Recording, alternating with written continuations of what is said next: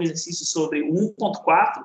Então, lembrando, a lista de exercícios está lá na lista, né, que é listas, né? E aí vocês vão ter essa listinha aqui.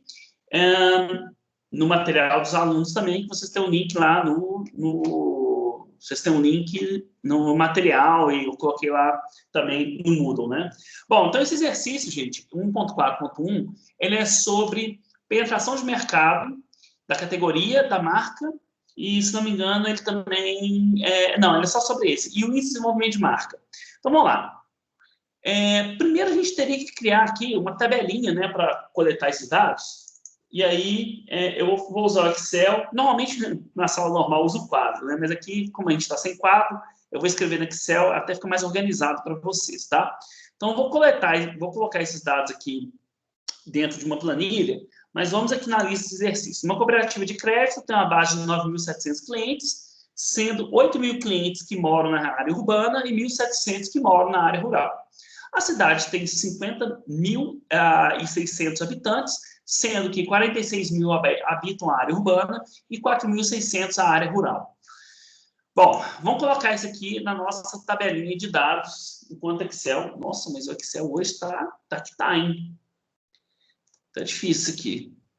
Travou. Vamos ver se ele vai abrir de novo. Ok. Então, eu vou abrir aqui as soluções e vou colocar esse exercício aqui dentro do Excel, nas nossas soluções de exercício. Gente, já sei o que é. Eu estou no outro computador aqui. Esse computador aqui está com um pequeno, grande problema. Vou procurar. Vou abrir essa lista aqui. Brincadeira comigo. Espera aí. Você. Ok. Beleza. Então, vamos colocar aqui 1.4.1.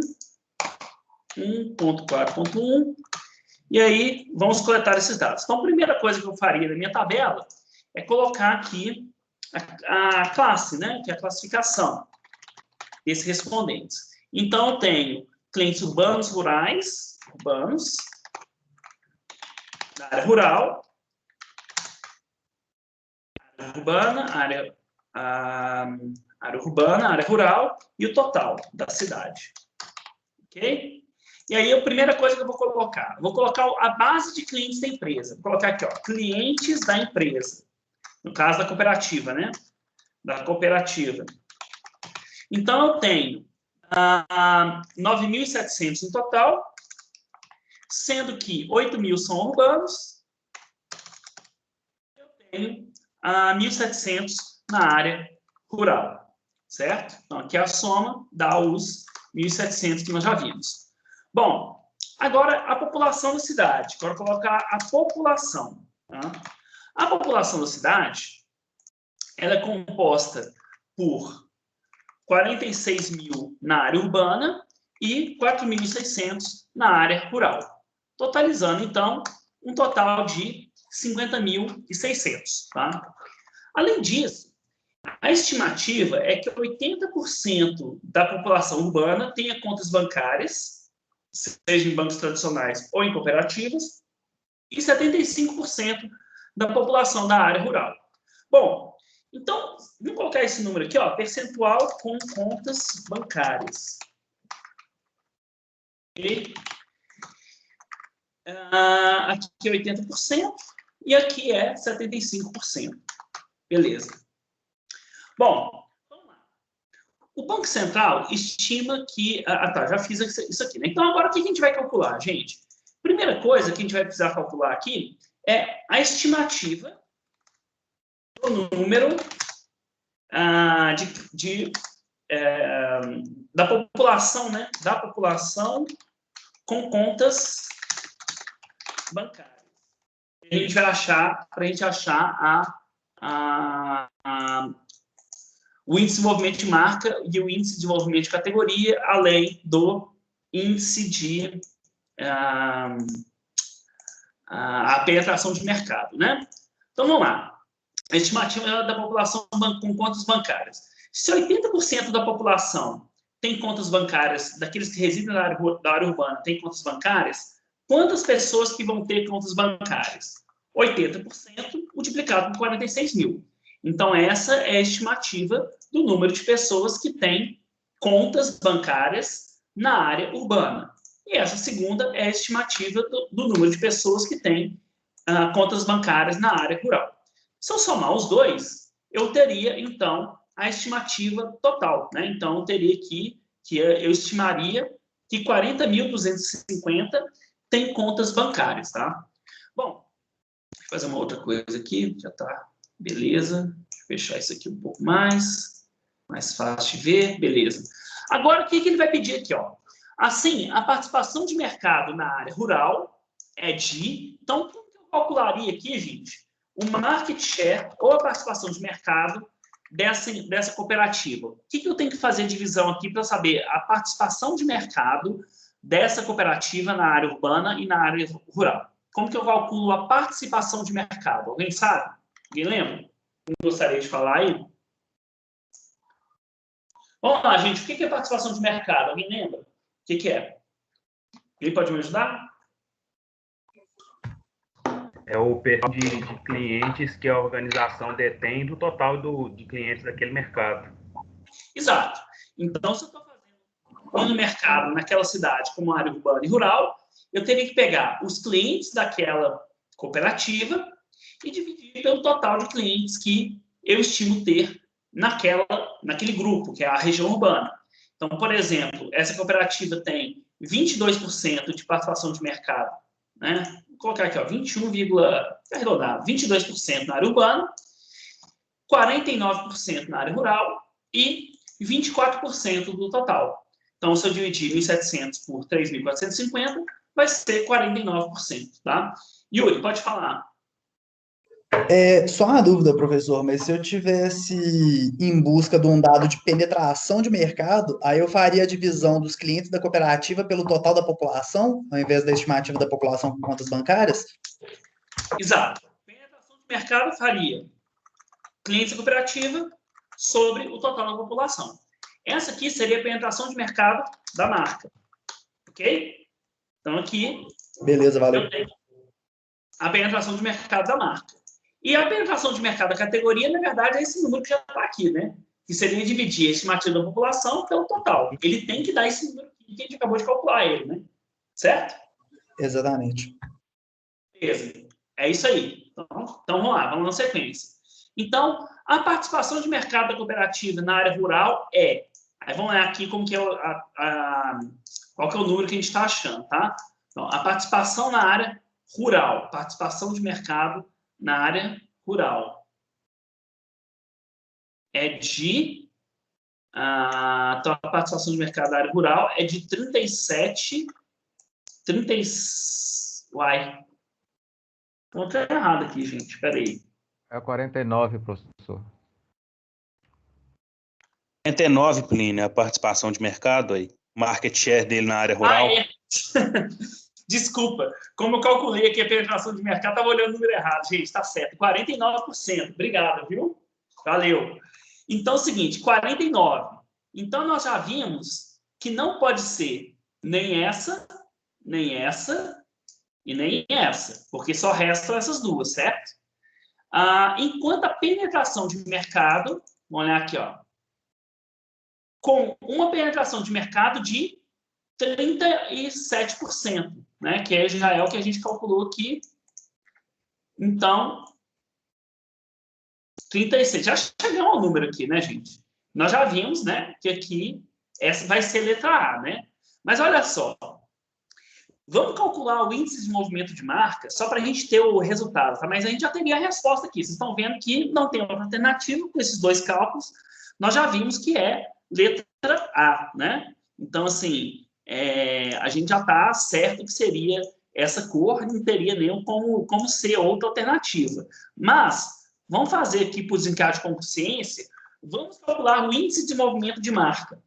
Como que é o índice de movimento de marca, gente? Nós pegamos a penetração de mercado que você tem naquele segmento e dividimos pela penetração de mercado global, né? Que é a total daquele mercado que você está considerando. Então, vou dividir 17% por 19%, ok? E deu 0,91 na área urbana e deu 1,93 na área rural. Então, vão completando a frase. O IDM na área rural é maior que o IDM na área urbana. Então, aqui completa com maior, como já está aqui. Esses resultados demonstram maior desempenho relativo da cooperativa na área rural dessa cidade, ok? Então, aqui, todos esses dados mostram que essa é uma cooperativa que tem muito impacto na área rural e ela não tem tanto impacto na área urbana, tá? Então, essa seria a interpretação aqui desse exercício, portanto, ele seria letra A, tá bom? Professor, o que o IDM representa mesmo? O que esse número me diz? Então, o índice de desenvolvimento de marca, ele representa a penetração de mercado que você tem naquele segmento, dividido pela média do mercado. Toda vez que esse IDM ele for maior que 1, ele significa que você tem uma maior penetração naquele segmento do que na média de mercado. Portanto, você tem um maior desempenho, tem mais gente naquele grupo usando o seu produto do que pessoas do que a média do mercado. Se esse número for menor do que 1, quer dizer, menor que 100%, ele indica que menos pessoas estão, né, aquele segmento lá, você tem uma penetração de mercado que é menor do que a média daquele mercado como um todo. Então, você tem um desempenho menor. Naquele grupo, tem menos gente usando seu produto do que você tem na média daquele mercado. Então, é um indicativo do quanto você consegue alcançar o público que você está considerando. Se ele é maior que 1, você tem um grande alcance naquele público. Se ele é menor que 1, se ele é maior que 1, você tem um grande alcance. Se ele é menor que 1, você tem um pequeno alcance, tá? Então, é essa a ideia. Só para dar um exemplo, um trabalho que eu estava fazendo aí no final, antes de chegar a pandemia, para uma empresa no setor de carnes, a gente calculou o IDM dela, né, em termos considerando o mercado B2B, né, business to business, e como era uma empresa do Sul, elas tinham uma grande penetração de mercado em alguns segmentos, principalmente segmentos pequenos, em lojas no interior. Então, eles tinham praticamente a maior parte das empresas, não a maior parte, né, mas o IDM deles era altíssimo, que eles tinham uma alta penetração de mercado em pequenos mercados, pequenos e médios mercados do interior. Mas já nas cidades grandes, mesmo do sul do país, eles tinham um IDM mais baixo, então eles ainda não conseguiam entrar naquele segmento.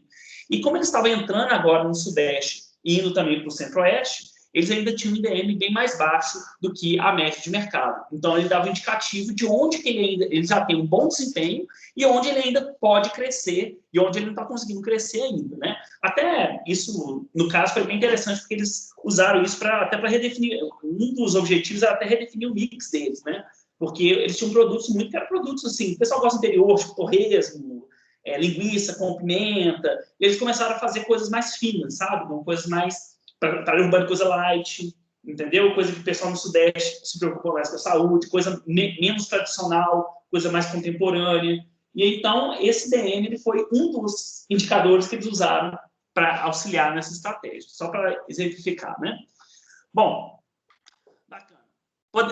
Então, terminando isso aqui, né, gente? Vamos aqui para um outro exercício, que agora é sobre taxa de crescimento. Posso passar aqui, gente? Deu para explicar aí? Respondeu a pergunta? Respondeu? Sim?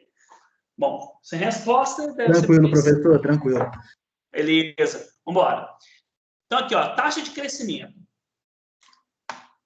Esse exercício aqui, gente, eu vou fazer ele... Esse aqui, os outros são até fáceis, bem fácil de fazer em qualquer calculadora, né? O mais difícil é montar a tabela, né? Então, você tem que montar a tabelinha para você poder fazer os cálculos. Aqui eu estou usando o computador, mas se você tivesse... no papel, você vai fazendo papel, no quadro, enfim, não tanto faz onde você monta, né? Os cálculos são bem simples. Esse aqui já é sobre taxa de crescimento. E a gente vai tratar aqui sobre o CAGR, né? Em português, alguns autores traduzem como TCAC, que é a taxa composta anual de crescimento. Então, vamos fazer esse exercício bem simples aqui, que é 1.5.1. Então, vou colocar aqui 1.5. Cadê o ponto? 1.5.1. Eu vou fazer ele bem simples aqui, depois fazendo na HP12C duas formas fáceis de você fazer esse exercício, tá? Então, essa empresa, ela tem, no ano de 2005, ela vendeu 90 milhões, e no ano de 2012, ela vendeu 140 milhões, tá? Então, aqui eu tenho as vendas da empresa. Então, o que ele pede?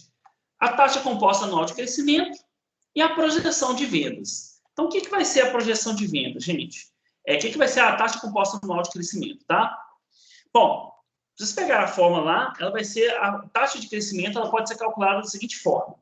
Ela é igual à razão, valor futuro, que é o valor no tempo mais futuro que você tem, dividido pelo tempo inicial. Isso aqui, gente, está me dando o crescimento que eu tenho da série. Então, quanto que a série cresceu de 2012 de 2005 até 2012? Ela cresceu 55%. Mas quanto que ela cresceu em termos geométricos, ano a ano? Aí eu tenho que fazer a média geométrica disso, que é fazer uma raiz do número de períodos. Então, como que eu faço isso na fórmula? Vou elevar esse número a 1, dividido por parênteses, vou colocar o tempo futuro, né, o valor do tempo futuro, subtrair o tempo presente, fecho parênteses, vou ter que fechar o parênteses de novo. Então, aqui ele vai fazer uma raiz de 2012 menos 2005, vai ser uma raiz 7 que ele está fazendo aqui, tá? E desse número subtrai 1. Subtrai 1 que eu estou mostrando quanto que ele está crescendo além do que ele já tinha, né? Então, por isso que eu tenho que subtrair 1 dessa forma. Se eu fizer isso, ele está dando uma taxa de crescimento de 6,52%. Vamos fazer esse cálculo aqui também no Excel, na HP12C, só para vocês verem o funcionamento dessa fórmula. Não. Vou pegar aqui. Então, vou fazer aqui na 12C, tá? Como que eu faria na 12C? Eu pegaria 140, que é o valor futuro, vou dividir pelo valor inicial da série, dividir, ok? Agora, o que eu vou fazer agora? O expoente, tá? Que ele vai ser igual a 2012, Enter, 2005, menos. Isso vai entrar no expoente, gente. Mas lembra que eu tenho que fazer 1 sobre esse número. Aí eu vou usar esse comando aqui, ó, 1 sobre x.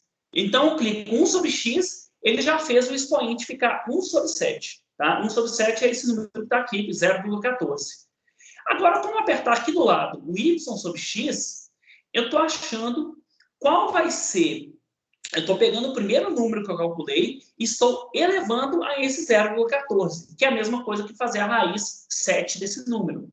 Quando eu faço isso, ele já achou a taxa de crescimento. Desse número, eu tenho que subtrair 1 menos, ok?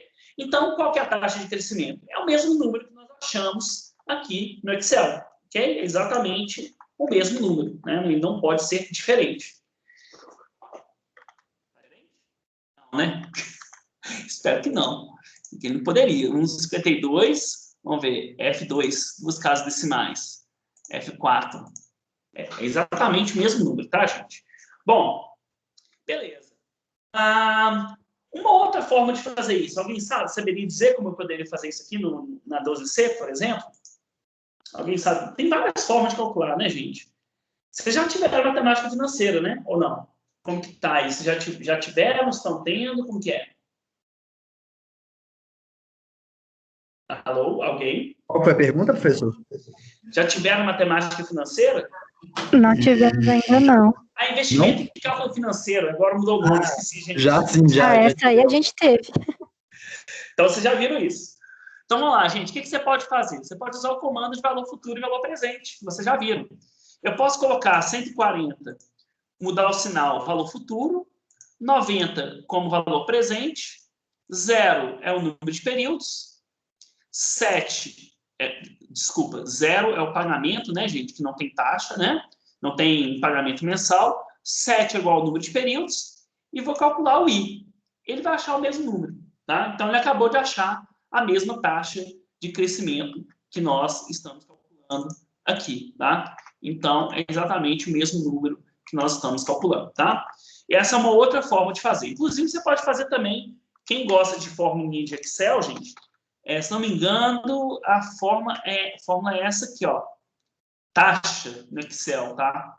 No Excel, você pode colocar a taxa, que o número de períodos vai ser esse menos esse, então, o número de períodos, pagamento igual a 0, valor presente vai ser igual a esse, valor futuro, você coloca o sinal negativo. A estimativa seria uma estimativa dessa taxa. Normalmente, você colocando 1, ele já vai achar, né? E ele vai achar exatamente o mesmo número que nós achamos, ok? Então, você tem várias formas de você calcular esses TCAC, mas na prática, o que você está fazendo é isso aqui, tá? É calculando essa taxa de crescimento, que pode ser das vendas da empresa, dos custos, do número de clientes, enfim, de diferentes medidas que sejam importantes do ponto de vista estratégico, tá? Bom, a letra B. Passo para prever um valor futuro, então, a partir dessa minha taxa de juros, tá? Eu vou fazer o seguinte, eu sei que eu vou ter que pegar um valor em algum período e elevar a 1. Sempre você pegar assim, o valor que você tem e eleva e multiplica por 1 mais a taxa de crescimento elevado ao número de períodos no futuro que você quer lançar. Então, vamos supor que eu queira projetar, como está aqui no exercício, a projeção é para 2016. Então, como que eu faço essa projeção? Eu posso pegar o valor de 2012, vou multiplicar por 1 mais a taxa de juros e vou elevar isso a quantos períodos? Vai ser a diferença de 2016 menos 2012. Ao fazer isso, eu achei que o meu valor futuro dessa série é de 180,2. Se eu já calculei aqui também no Excel, tá, gente? Na 12C, eu posso também saber o número futuro. Então, por exemplo, eu posso guardar esse número aqui, ó.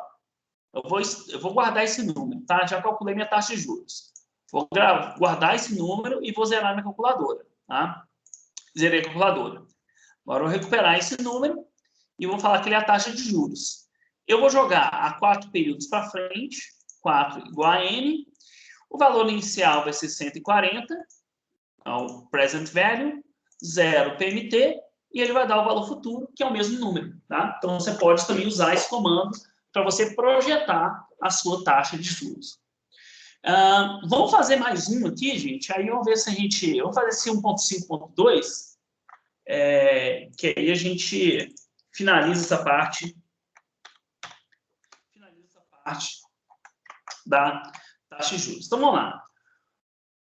Um grupo do ramo de alimentos tinha 30 franquias em 2012. Então, vamos pegando todos os dados do exercício. Ó, número de franquias. Vou colocar aqui, ó, franquias. Franquias.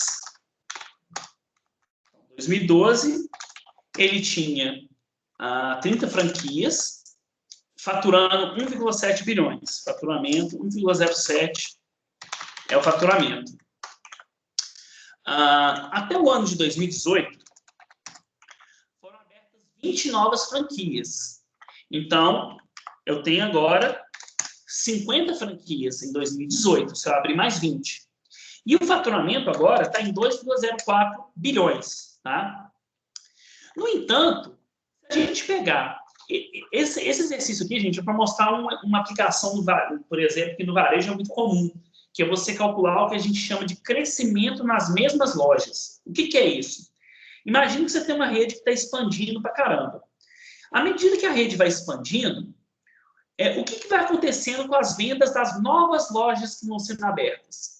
A tendência, gente, é que elas sejam cada vez menores em relação às lojas originais. Por quê? Você começa com um mercado que é o melhor mercado. Você começa com um mercado muito grande, muito atrativo, ou que você tem um grande domínio.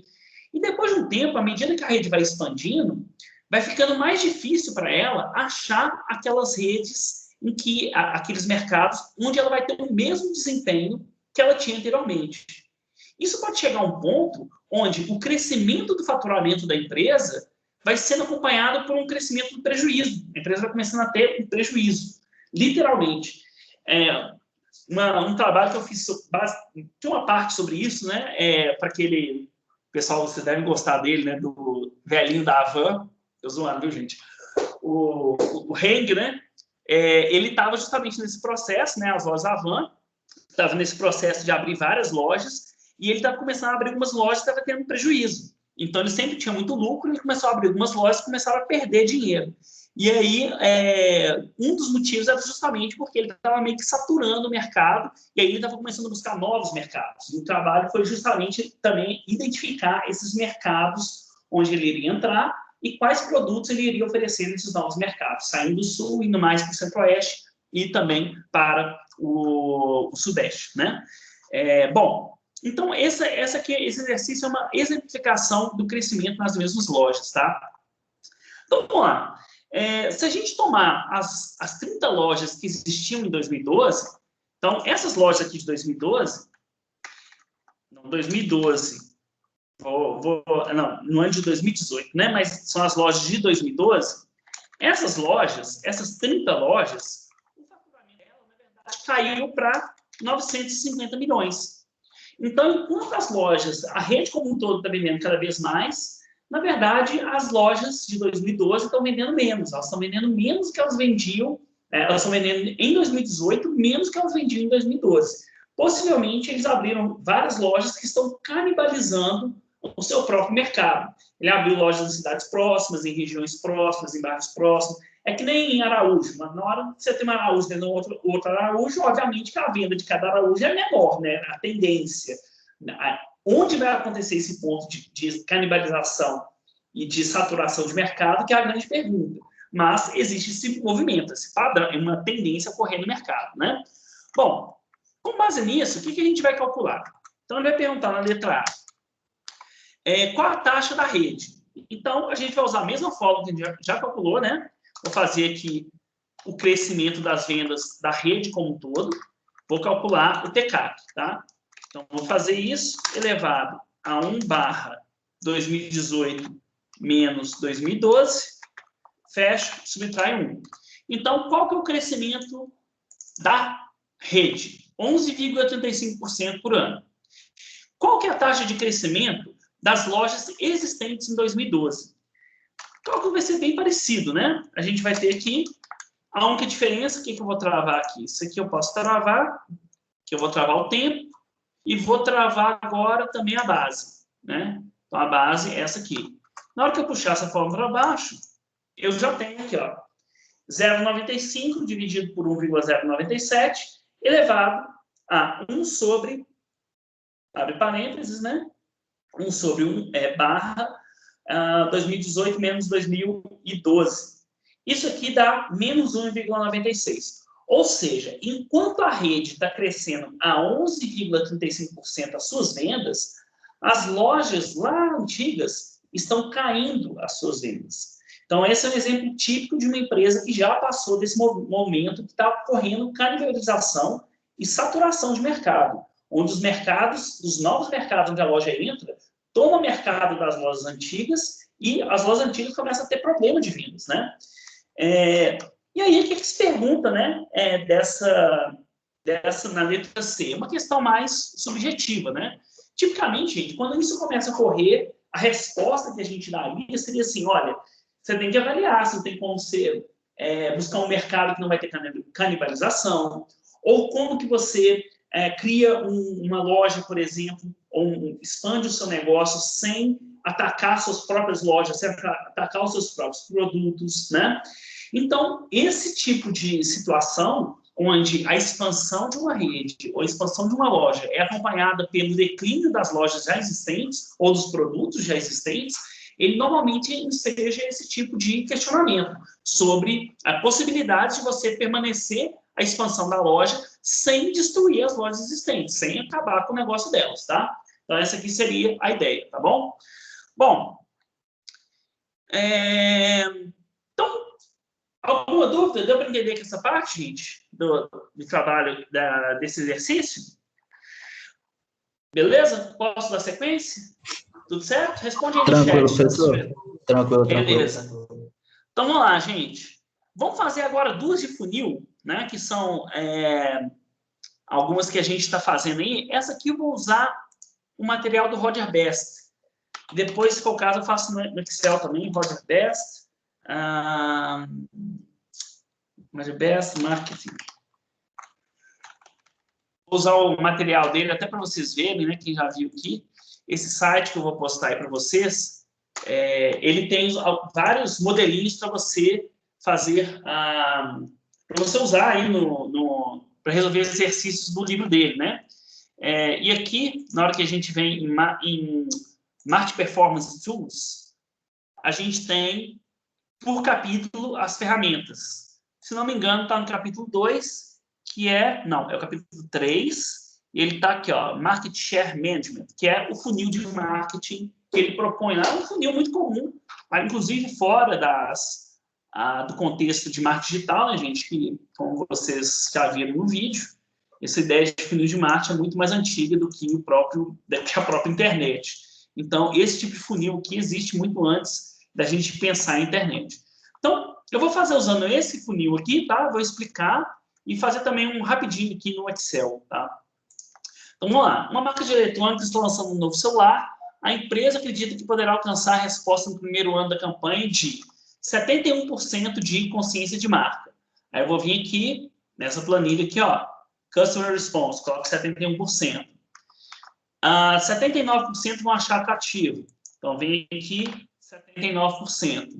Depois, 69% preço ok, 69%. Depois, nós temos intenção de compra, 86%. E a compra, efetivamente, de 51%. Então, com isso, nós já criamos o nosso funil de marketing que vai aparecer ali em cima. Então, a gente vai ter a conversão em cada um dos estágios. Então, o primeiro estágio 71, 79, 69, assim por diante. Lembrando que a conversão em qualquer funil é o produto das conversões de todos os estágios. Então, se eu multiplicar todos esses percentuais, eu vou chegar a esse 17% que está aqui. E a perda, como que a gente calcula essa perda?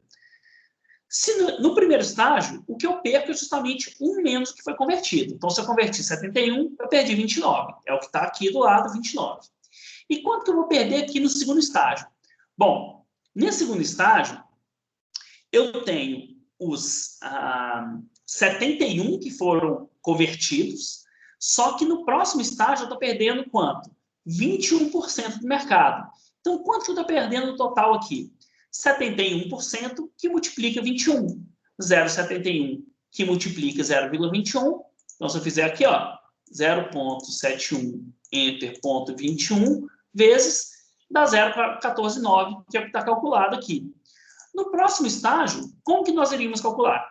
Eu iria fazer 0,71 que passou do primeiro estágio, 0,79 que passou do segundo estágio, e quanto que eu estou perdendo no terceiro estágio? Se aqui passa o 69, eu perdi 0,31. Então, esse número que vai dar aqui, que é a minha perda, ele é igual a 0,71 vezes 0,79 vezes 0,31, que vai dar 17,4%, tá? Bom, com base nisso, eu acho que a gente já quase que resolve o exercício todo aqui, tá? Mas vamos lá. A participação de mercado esperada... ele tem outros dados aqui de mercado, né? O tamanho do mercado é de 12 milhões, potencial, de uma população de 205 milhões de pessoas. Vamos lá. Com base nisso, a participação de mercado esperada no lançamento é 17%. É o que nós acabamos de calcular aqui, 17% certinho. Então, a primeira afirmativa, ela é verdadeira. Tá? Então, essa aqui é verdadeira. Vamos lá. A penetração de mercado desse novo modelo é de 1,01%. Bom, o que eu vou ter que calcular aqui, gente? Eu sei que eu espero ter 17% de mercado.